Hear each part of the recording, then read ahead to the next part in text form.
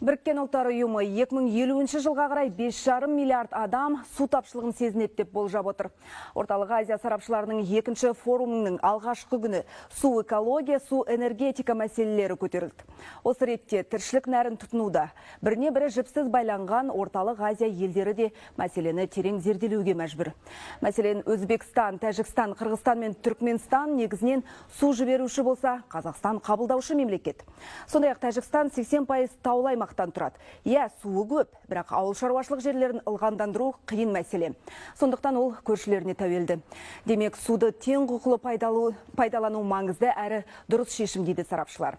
Бұл үшін мемлекеттер түйткілді тұтас шешуі немесе екеуара келісуі тиіс. Біз әрбір мемлекеттің арасында мына не бойынша қанша су ол жақта құралып жатқанын біз қайдан білеміз? Біз білеміз жалпы түрде, бірақ та климаттың өзгерісі бойынша судың көлемі де өзгеріп жатыр. Сондықтан әділ, жақсы ақпарат болу керек. Геожүйеде, цифрлы жүйеде, әр мемлекет бойынша.